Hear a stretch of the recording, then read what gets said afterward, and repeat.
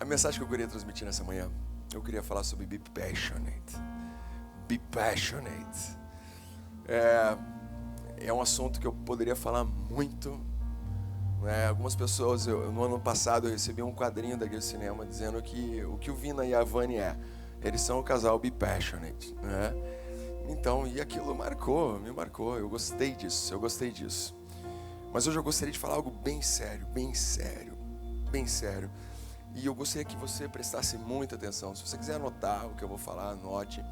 Mas eu gostaria que essa mensagem entrasse no teu coração, ela criasse uma raiz tão grande, tão profunda que ela nunca mais soltasse. Eu queria contar a história. Antes disso, você sabe o que Deus fez com você? Você sabe quem você é para Deus? Sabe? Sabia que Deus, Ele olha para você como um rei nessa terra? Sabia disso?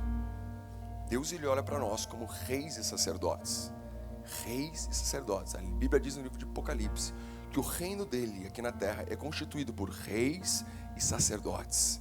A Bíblia diz no livro de Romanos que a obra de Cristo, a consumação da obra de Cristo faz com que eu reine em vida. Você tem uma missão de reinar nessa terra. Deus, Ele te levanta e Ele olha para você na estatura de um rei e não de um escravo, e não de um servo, e não de um miserável. Não, Ele olha para você dizendo assim, você tem, os meus filhos têm autoridade sobre todas as coisas nessa terra. Todas as coisas. A questão é, só que nós não reinamos sobre pessoas. O teu reinado, ele não é feito para manipular pessoas. O reinado a qual Deus colocou nas nossas mãos é sobre circunstâncias, é sobre situações, é sobre a terra. Isso é o reinado que Deus colocou para nós. Muitas pessoas, e eu acredito que muitos pastores acham que essa palavra assim, não, já que eu sou rei, então eu vou condenar e vou ordenar coisas sobre a tua vida. Faça isso, faça aquilo, agora é do meu jeito, agora é desse jeito aqui. E não, isso é um monte de baboseira. O nosso reinado, ele é sobre circunstâncias e situações. O teu poder, a palavra, sabe com o que o rei governa? Um rei governa pela palavra. Não sei se vocês viram aqueles filmes de rei, ou vocês vê desenho de rei, que é aquele, sentaram na cadeirinha, e ele fala o quê? Faça isso agora vai ser assim, nós vamos cobrar 10% de tributo, nós vamos cobrar 20%, vamos cobrar 50%, agora a criminalidade, como que a gente vai tratar com a criminalidade? Vamos tratar desse jeito, ele dá ordens com a sua palavra, e não com as suas mãos. Não com as suas mãos. Na lei nós agimos com as nossas mãos, era um trabalho braçal. Mas agora, quando Deus nos levanta na estatura dele, Deus fala assim, você tem a estatura de Cristo. O que Cristo é? Cristo é o rei dos reis. Então você é um rei. É isso o que Deus enxerga de você. E eu gostaria de contar uma história de um dos reis que mais me fascina. De um homem que mexe comigo nessa história, na Bíblia. Um homem que talvez eu não encontrei tanta paixão, tanta força, tanta resiliência, tanto dinamismo, tanto comprometimento como ele. Ele é um escândalo, ele é um sucesso, ele é um fenômeno, ele é maravilhoso. Ele era o pequenininho que entra no meio dos gigantes do exército, os caras tudo olhando pro gigante. Ele chega com o pãozinho de trigo que ele foi levar pros irmãos, com a paçoquinha que ele foi trazer pros caras comer na guerra, pá. Olha pra tudo aquilo e fala assim, o que esse cara tá falando, mano? Mano, o cara é cabra macho pra caraca. O cara é macho. Moleque não tinha força nenhuma, mas peitava todo mundo, cara. O nome dele era Davi. Davi era um escândalo. Davi revolucionou a história. Jesus conta a história de Davi. Davi vai ser, cara, no céu, um dos primeiros caras que eu vou querer trocar uma ideia vai ser Davi. Davi, eu preciso saber mais de você, cara. Não tem como. Ele era impetuoso, ele era dinâmico, ele era forte. As convicções de Davi eram altamente revolucionárias, ao ponto de ele abrir a tenda da arca, da onde a presença de Deus estava. Ele fala assim, não, cara, vocês têm medo disso, mas eu não tenho medo, abre isso daí, cara, e a gente vai ficar com a tenda aberta, e quem entrar, entra, a gente vai ficar adorando 24 horas, porque eu sei quem está lá dentro. Eu sei que o Deus que está lá dentro não é um Deus que vai me condenar ou vai me matar, mas quem está lá dentro é o meu Pai, e na casa do meu Pai eu entro a hora que eu quero. E ele abre isso, escancara, e é um escândalo as coisas que ele faz. Isso é Davi. Davi talvez ele foi o cara que conseguiu viver o que é reinado e sacerdócio ao mesmo tempo na época dele. Ele conseguiu ter ações como sacerdotes, mas ele também foi um grande rei. Um grande rei. E um apaixonado. Apaixonado por tudo aquilo que ele fazia. Davi inspirava. Quantos de vocês já leram Salmos? Bastante gente. Lição de casa para essa semana: leia Salmos. Cara, você vai ver o coração dele dilacerado nas suas palavras. Ele abre, ele escancara, ele fala da sua dor, ele fala das suas angústias, ele fala das suas intenções, ele fala quando não está certo, mas ele critica quando está, critica também quando ele não acredita. Ele abre. Davi, ele se desnuda de uma tal forma que impacta a gente. Davi tinha paixão em tudo aquilo que ele fazia. Mas a história vai nos ensinar algo sobre paixão através de Davi. Abra sua Bíblia, ou liga ela, no livro de 2 Samuel, no capítulo 11, no versículo 1 ao 11. Espero que você tenha. Hoje nós estamos sem telão, então vai no gogó, e é bom que vocês leiam comigo. Essa história, ela vai falar sobre Davi e uma mulher chamada Batseba, que talvez foi uma das maiores paixões dele, que fez ele fazer loucuras. A história é o seguinte: decorrido um ano, no tempo em que os reis costumavam sair para a guerra. Repita comigo isso. Decorrido um ano, no tempo em que os reis costumam sair para a guerra. Ok. Enviou Davi a Joabe e a seus servos com ele e a todo Israel, que destruíram os filhos de Amon e sitiaram Rabá. Porém Davi ficou em Jerusalém. Uma tarde levantou-se Davi do seu leito e andava passeando no terraço da casa real. Daí viu uma mulher que estava tomando banho. Era ela muito formosa. Davi mandou perguntar quem era e disseram-lhe: é Batseba, filha de Eliã e mulher de Urias, o heteu. Então enviou Davi mensageiros que o trouxessem ela,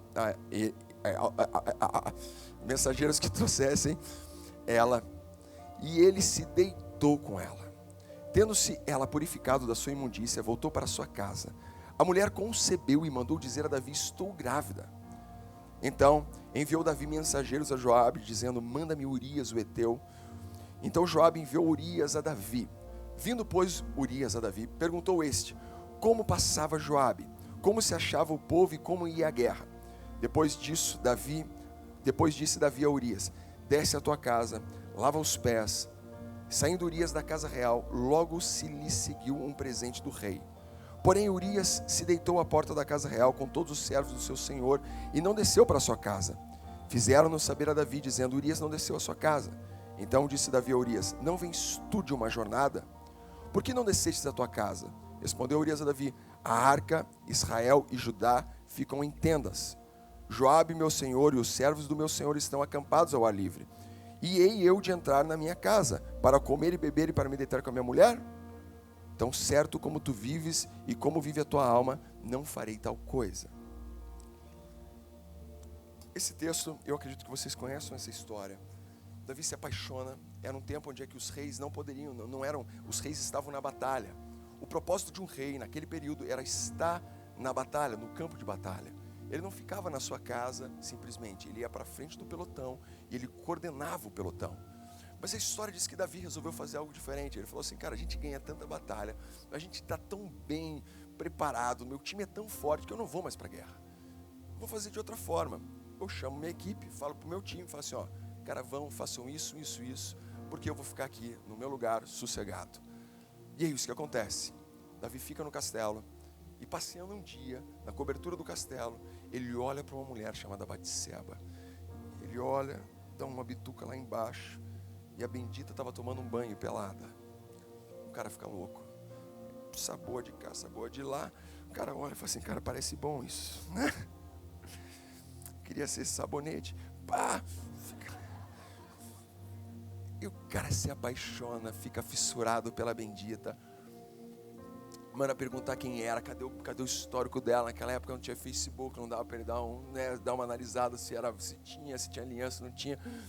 A gente já manda chamar os caras vão lá, chegam para ele e falam assim: Davi, é Batseba, essa mulher é casada, tem um homem chamado Urias.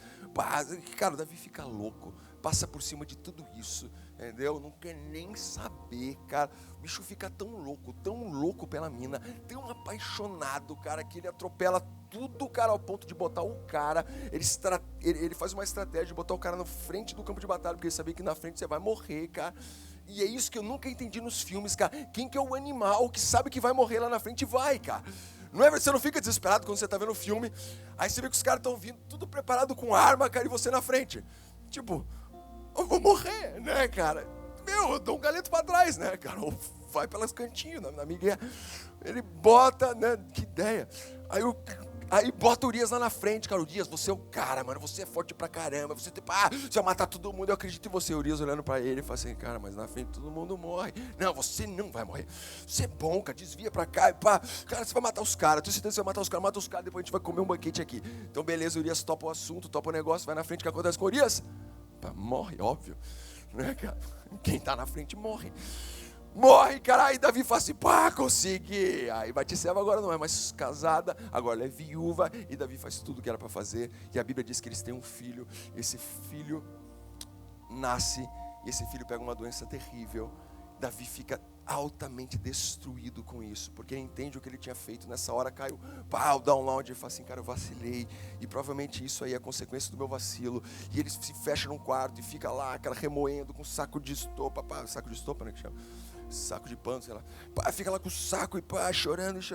Cara, quando pá, chega e fala, Davi, acabou, que não precisa mais orar, ele morreu. Davi se levanta, coloca a roupa e vem reinar novamente. Essa é a história de Davi. O que eu entendo com isso? E agora eu vou ter que acelerar e vocês vão ter que me conectar. Vocês vão ter que se conectar comigo. O mistério é isso. A Bíblia diz, todas as coisas me são lícitas, mas nem todas me convêm. Todas as coisas me são lícitas, mas nem todas me convêm. A história de Davi fala de um homem que ele vivia reinado e ele vivia sacerdócio. Só que para eu viver um sacerdócio, o que eu preciso ter? Simplesmente sangue de sacerdotes. Deus instituiu Arão, existe uma descendência de sacerdotes para Arão. Ou seja, eu continuo, independente de quem eu for, independente daquilo que eu fizer, entendeu? Eu continuo sendo de uma genética de sacerdotes. Isso era um sacerdote. E rei também, era um bastão hereditário. Eu sou rei, passo meu filho vira rei e tal.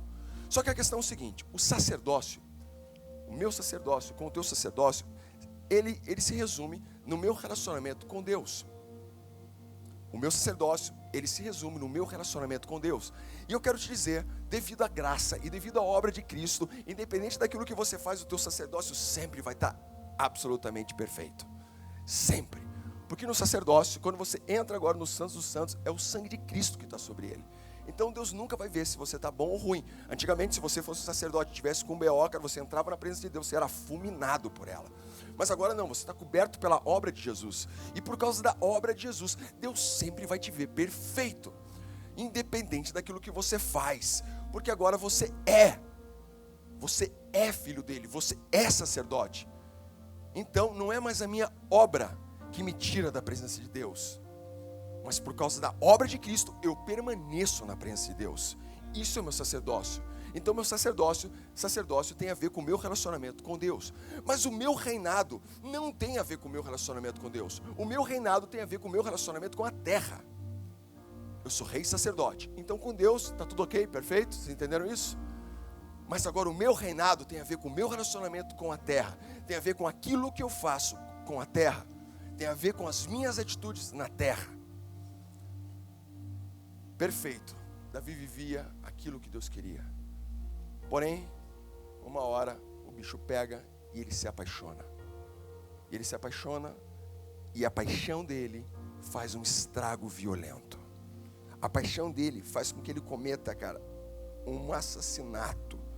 A paixão dele cega ele de tal forma que Davi se perde naquilo e ele mata aquele cara. E qual que é a minha primeira lição para hoje? Nós começamos lendo esse texto, falando que existia um propósito para os reis naquele período. Não tinha? Vocês repetiram comigo. Qual que era o propósito naquele contexto? Que os reis deveriam ir para a guerra. Ou seja, o propósito para um rei era ir para a guerra. Quando Davi sai do propósito original, ele se perde numa outra paixão. Aquele propósito gerava uma paixão em Davi. Aquele propósito de ir para a guerra era a paixão de Davi.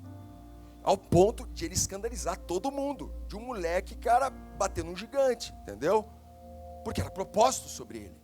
Naquele propósito, a paixão de Davi se manifestava com muita glória e muito poder. Porém, agora, ele sai do propósito original. Ele, como rei, sai do propósito original. E quando ele sai do propósito original de um rei, ele se apaixona por outra coisa. E essa outra coisa só dá B.O. Só dá B.O. Ele faz uma besteira terrível que impacta em toda a terra. Que impacta em toda a terra. O que eu entendo com isso? E eu tenho que acelerar. O que eu entendo com isso? As suas paixões definirão o seu reinado na terra. As suas paixões definirão o seu reinado na terra. Separa você sacerdote e separa você rei. O que eu vejo hoje, nós estamos confundindo uma coisa com outra. O que eu vejo é pessoas, se você comete um erro, entendeu? Você já critica, você já acha que esse erro impacta no teu relacionamento com Deus. E não impacta. Não impacta. Porque isso é o teu sacerdócio. Porém, isso impacta, o teu erro impacta violentamente na tua história na terra. Por quê? Porque para você viver na terra, existem propósitos. Existem propósitos sobre um rei. E qual é o nosso principal propósito como rei? Você sabe qual é o teu maior propósito como rei? E é muito importante você saber. Primeiro, existe um propósito que ele faz parte dos teus talentos, das suas aptidões, dos teus sentimentos e das suas paixões. Isso é um propósito que está dentro de você e só você sabe. Existem outros propósitos que são leis naturais. São leis naturais que você tem que cumprir para que isso aconteça de forma correta, para que se estabeleça o teu reinado na terra. São leis naturais. E quando a Bíblia ela vai falar sobre paixões, ela sempre vai analisar nós cometendo erros. Quando a Bíblia vai dizer em vários livros, e eu vou ler alguns deles, como 1 Coríntios 6, no capítulo 12 ao 13, o que ela está falando? Assim, que vocês estão perdidos nas suas paixões. As paixões de vocês não estão vinculadas ao seu propósito. Vocês estão cometendo paixões, vocês estão cometendo erros devido às suas paixões carnais e não à sua paixão relacionada ao seu propósito. E por isso a terra está uma desordem total. Porque não era para você estar fazendo isso, não era para você estar andando sobre isso. Mas você está andando sobre isso e isso está trazendo um impacto. Isso está, cara, desestabilizando a ordem natural das coisas. O que nós vemos hoje? Uma sociedade, principalmente no nosso país, que ela está totalmente deformada. Nossa economia está deformada, o sistema político deformado, nós vemos famílias deformadas, nós vemos universidades deformadas, nós vemos mentalidade sobre relacionamento deformada. E por que tudo isso? Porque não existem reis vivendo o propósito sobre estas esferas. Porque nós não estamos vivendo aquilo que era para nós vivermos como reis nesse local. Teu sacerdócio está tudo ok, você está vindo todo domingo aqui, cara, tua vida com Deus é bacana, mas o teu reinado é um lixo, porque você está vivendo sobre as tuas paixões carnais. É isso que a história está dizendo. Existe propósito, existe propósito. Existem propósitos sexuais, relacionamento sexual. Qual que é o propósito original? Homem e mulher. Quando eu saio do propósito original, homem e mulher, o que acontece? Isso é propósito, isso é química, isso é biologia. Qual que é o propósito do relacionamento entre homem e mulher? Gerar vida, entendeu? E no gerar vida eu sinto prazer. Quando eu saio disso, quando eu corrompo esse propósito original, se eu já sou um filho de Deus, isso interfere no meu relacionamento com Deus? Não. Porém, vai interferir drasticamente na tua vida na terra. Drasticamente. Provavelmente você nunca vai viver a plenitude dos sentimentos, cara, que Deus tinha preparado para você aqui na terra. Mas, meu irmão, eu quero dizer, isso talvez seja muito polêmico o que eu estou falando. Talvez seja muito polêmico. Mas não é simples assim. Hoje existe uma guerra, parece que existe um confronto. Evangélicos versus homossexuais. Cara, que lixo que a gente está falando, não tem nada a ver, é tudo bando de baboseira. Porque daí um quer atacar o outro. Não. A questão é o seguinte, cara, o teu ato sexual, da mesma forma que teu ato, quando você Os teus pulmões, existe um propósito para os teus pulmões. Quando eu ingiro fumaça, quando eu fumo, eu estou indo contra esse propósito original dele. Ou seja, isso vai interferir no meu relacionamento com Deus? Não, não vai interferir no teu relacionamento com Deus, mas provavelmente vai interferir no teu propósito na terra, no teu reinado na terra. Você está apto a ter um câncer, você está apto a ter um monte de coisa. Por quê? Porque você está contra o propósito original do teu reinado. Você está comigo? Estão entendendo? 1 Coríntios 6, capítulo 12 ou 13 diz assim: a sensualidade é condenada. Todas as coisas me são lícitas, mas nem todas me convêm. Todas as coisas me são lícitas, mas eu não me deixarei dominar por nenhuma delas. Olha o que esse texto está dizendo: que todas as coisas não são lícitas. Ou seja, eu como sacerdote, eu quero te dizer, tudo é lícito para você. Você como homem de Deus, você está acima de todas as coisas. A Bíblia diz que nós estamos assentados nas regiões celestiais em Cristo Jesus. E isso faz com que a minha posição em Cristo seja maior que qualquer coisa na terra. Qualquer coisa. Ou seja, eu tenho liberdade para fazer o que eu quiser, porque eu sou livre. Não é verdade? A Bíblia não diz isso, que nós somos livres. A minha liberdade, por causa do meu relacionamento com Deus, me dá a condição de fazer tudo o que eu quero. Porém, a Bíblia diz, mas nem tudo me convém. O que ele está falando sobre convém? Ele está falando sobre reinado. Mas eu como rei, eu não uso da minha liberdade como sacerdote para agir com o reinado na terra. Eu como sacerdote, eu tenho liberdade para fazer o que eu quiser. Mas eu como rei, eu não vou me embebedar. Mas eu como rei, cara, não vou fazer essas coisas, porque isso interfere no meu reinado. Eu como rei, eu não vou roubar, eu não vou fazer isso, porque isso aí não faz parte da característica do rei. Eu confesso a vocês que quando eu tentava estudar sobre rei, eu li muito sobre rei, e eu passei por todos eles, era muito difícil encontrar um rei que fosse altamente correto, altamente perfeito. Na Bíblia nós encontramos vários sacerdotes que tiveram sucesso, êxito. Todos eles, você vê isso, cara. Mas quando você vai ler sobre reis, você vai escutar o quê? Esse rei não fez o que era bom, não fez o que era agradável a Deus. Não é verdade? Esse rei não fez isso aqui. Esse rei se desviou das promessas de Deus. Esse rei se desviou disso. Cara, Deus era muito fácil levantar sacerdotes, porque isso depende de Deus, cara. Mas reinar na terra depende do teu domínio próprio e da tua paixão por Ele. Porque o que vai fazer você se mover como rei nessa terra vai ser a velocidade, a força e o push que você tem para subjugar as paixões terrenas e viver como um rei que sabe quem é como sacerdote, porque é altamente apaixonado pelo seu Criador. Isso é a senha. Só que o que nós vemos hoje? Nada, nós somos movidos por quê? Cara, nós não estamos nem aí, o nosso reinado é um lixo. O teu reinado é movido por qualquer sensação. Se você sente algo melhor hoje, cara, você já abre mão daquilo do teu princípio e vive isso daí.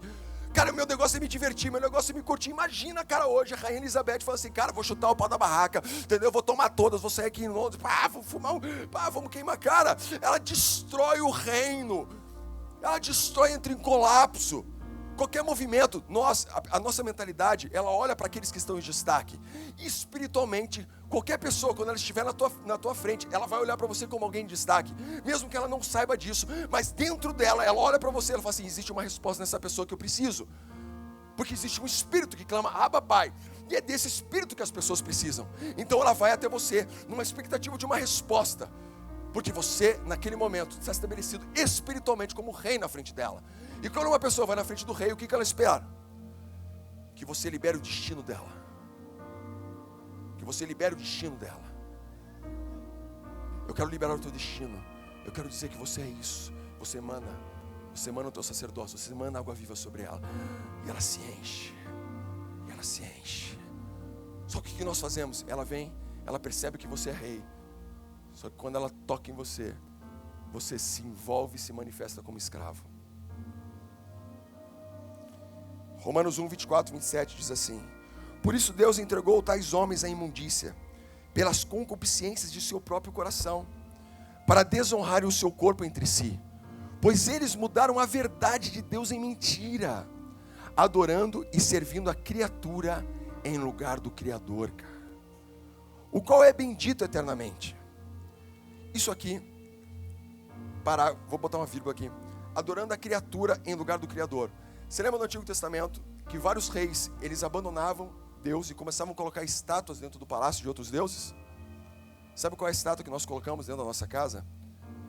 A minha, a tua, a do teu próprio desejo. Você prefere servir o teu próprio desejo do que honrar o Deus que está na tua casa, o qual é bendito eternamente. Amém. Por causa disso, os entregou Deus às paixões infâmias, porque até as mulheres mudaram o modo natural de suas relações íntimas por outro, contrário à natureza. Semelhantemente os homens também, deixando o contato natural da mulher, se inflamaram mutuamente em sua sensualidade, cometendo torpeza, homens com homens, e recebendo em si mesmos a merecida punição de seu erro.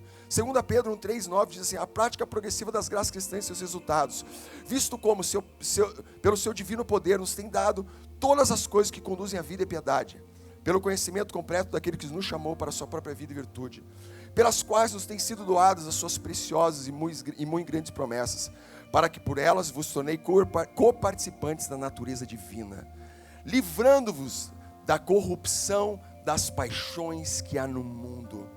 Por isso mesmo, vós, reunidos todos a vossa diligência, associai a vossa fé à virtude, com virtude o conhecimento, com conhecimento o domínio próprio, com domínio próprio a fraternidade e o amor, porque estas coisas existindo em vós aumentando, fazem com que não sejais mais inativos, nem infrutíferos, no pleno conhecimento de nosso Senhor Jesus Cristo. Pois aquele que tem nos dado estas coisas, presente, não é cego, vendo que só o que está perto, esquecendo da purificação dos seus pecados, que outrora já foi feito. Cara, isso é muito sério, gente. Isso é fé, isso é muito sério. Sabe o que é fé para mim? E sabe o que é paixão para mim? Pensa no seguinte: quando você está apaixonado, eu me lembro quando eu me apaixonei pela Vanessa, ou quando ela se apaixonou por mim. A paixão, ela é cega. A paixão, ela é cega. Ela não precisa de algo materializado para ela se satisfazer, porque ela acredita no invisível. Não é verdade? A paixão, ela acredita no invisível. Ela não precisa que você esteja aqui. Ela é munida por ela mesma. Ela acredita. A paixão, ela acredita em você fielmente, independente daquilo que você faz. Cara, pergunta para uma pessoa apaixonada, fala assim: cara, teu marido, a pessoa que você gosta, eu vi ela conversando com outra. Tá lá, mentira, nunca, entendeu? Cara, a pessoa apaixonada, você liga para ela, entendeu? Cara, ela não quer desligar. Não, mas deixa eu te contar mais um pouco sobre ele. Mas cara, eu preciso falar para você. Pá, não é? A pessoa apaixonada, ela vê como ninguém vê. Ela crê como ninguém crê. A pessoa apaixonada, sabe o que ela faz? Sabe o que é um dos atributos dela? Tudo aquilo que ela faz é pensando na pessoa amada. Quando eu começo a descrever paixão, sabe o que paixão me parece? Paixão me parece similar à fé.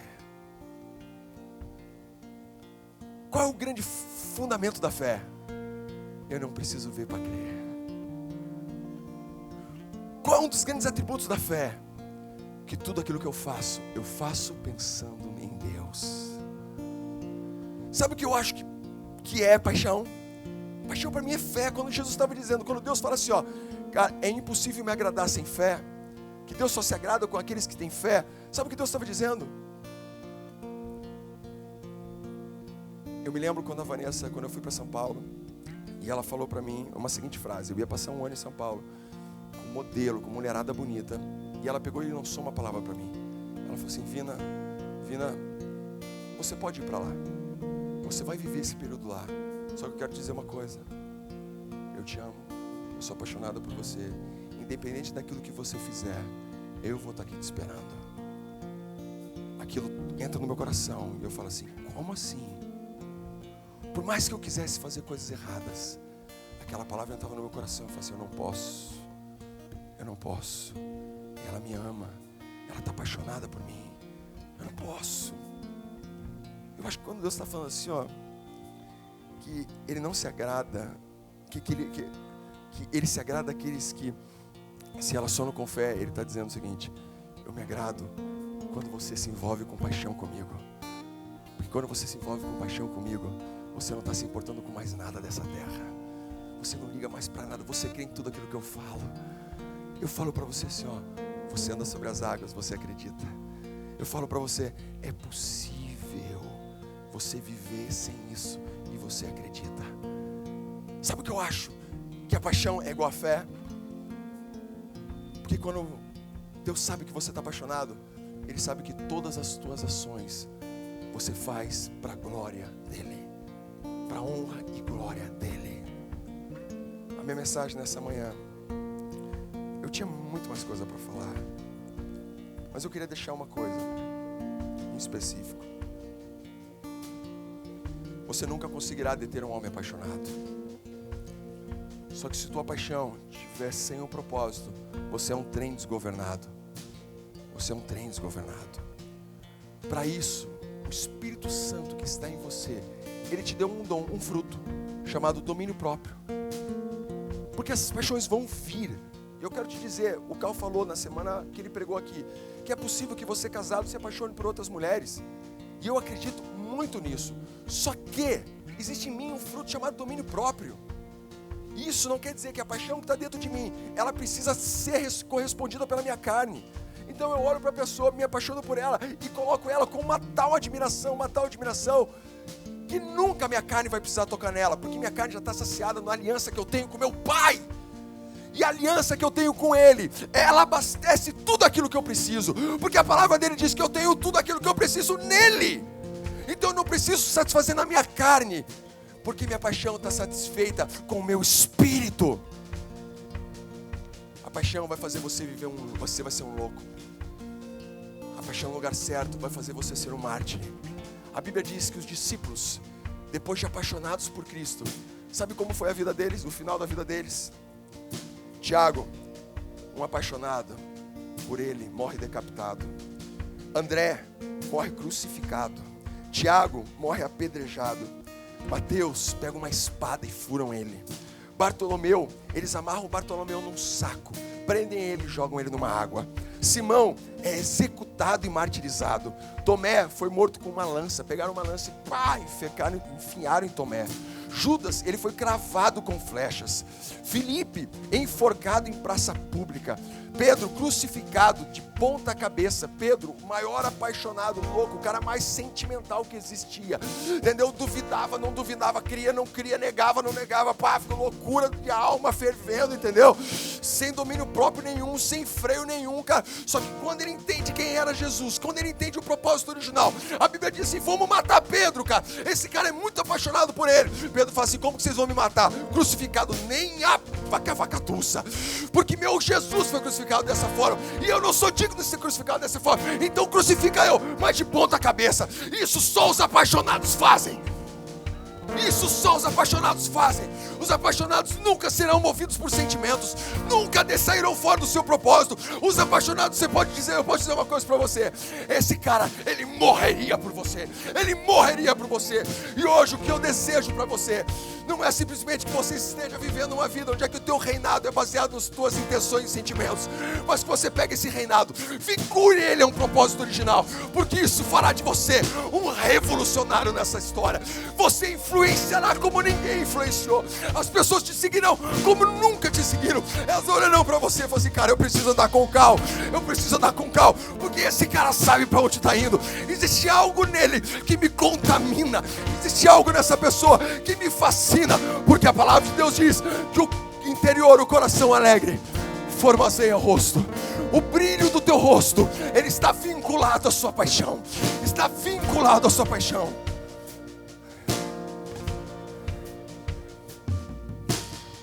Amém? Vocês são reis e sacerdotes. É tempo de nós reinarmos em terra.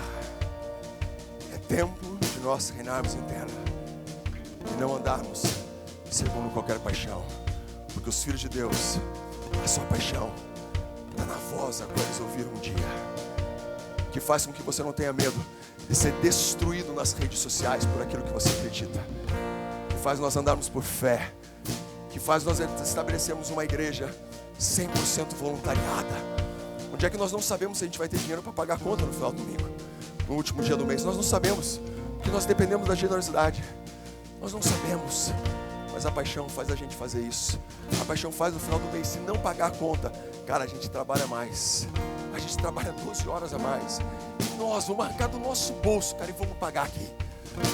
Igreja do cinema estabelecida no local onde é que nunca ninguém recebeu um tostão. A gente faz a igreja do cinema, não existe pastor que ganhe R$1 daqui.